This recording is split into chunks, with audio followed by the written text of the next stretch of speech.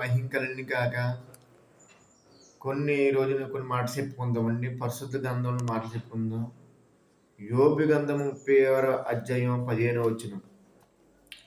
శ్రమ పడే వారిని వారి కలిగిన శ్రమ వల్ల ఆయన విడిపించినమాట. హల్లెలూయా. శ్రమ పడేవారిని వారి కలిగిన శ్రమని దేవుడు విడిపిస్తున్నమాట. హల్లెలూయా.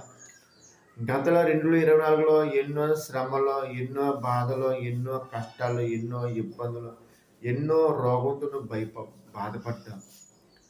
దేవాదేవుడు నీలో ఉన్న చీకటి, నీలో ఉన్న బంధకం, మీలో ఉన్న సమస్యలు కూడా దేవుడు తీసివేస్తూ ఉంటా. శ్రమ పడేవారిని వారి కలిగిన శ్రమలన్నీ ఆయన తీసివేస్తామంట. హల్లెలూయా.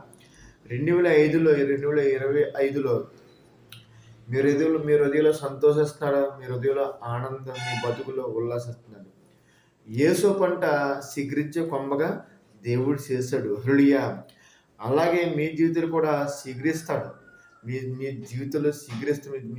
మీ బతుకులో శిఖరిస్తాడు. మీ జీవితంలో సంతోషం, ఆనందం అనుగ్రహిస్తామట. హల్లెలూయా. యేసోపు కూడా దేవాదేవుడు శిఖరించి ఒక ఉన్నత స్థాయిలో దేవుడు ఆయన పెట్టాడు. ఒక బానిస బతుకుల్లో ఉన్న మా యేసోపుని ఆ కష్టాల్లో, ఆ శ్రమల్లో, ఆ బాధల్లో, ఆ నిందల్లో, ఆ సరసల్లో ఉన్న యేసోపుని దేవదేవుడు ఏం చేశాడంటే ఒక ప్రధానమంత్రిగా చేశాడన్నమాట. హల్లెలూయా. అలాగే నీ జీవితం కూడా శ్రమలను తీసివేసి, కష్టాలన్నీ, శ్రమలు, బాధలన్నీ తీసివేసి దేవుడు ఒక మంచి రోజు నీకు దేవుడు అనుగ్రహిస్తాడన్నమాట. హల్లెలూయా. మంచి స్థలం నిన్ను దేవుడు తీసుకెళ్తున్నాడు. ఉన్న స్థానం దేవుడిని తీసుకెళ్తున్నాడు.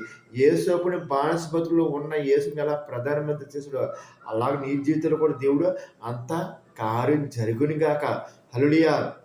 దేవాదేవుడు మనతో సూటిగా స్పష్టంగా మాట్లాడుతాడు. నీకున్నన్ని బాధలు దేవుడు తీసివేస్తాడు. కష్టాల సమయాన్ని తీసివేస్తాడు దేవుడు. ఈయన నీతో మాట్లాడుతున్న నీ బతుకులు, మీ జీవితంలో సంతోషం అనుగ్రహిస్తున్నాడు. హల్లెలూయా. ఈయన దేవుడు మొరపెట్టు. ఈయన దేవుడిని హృదయంలో చేర్చుకో. ఈయన హృదయంలో చేర్చుకుని దేవుడిని పట్ల అద్భుతంగా కార్యం జరిగిస్తున్నాడు. హల్లెలూయా. ఈ సన్న ఒక్క పరుసు దేవుడు దీవించను గాక. ఆమేన్.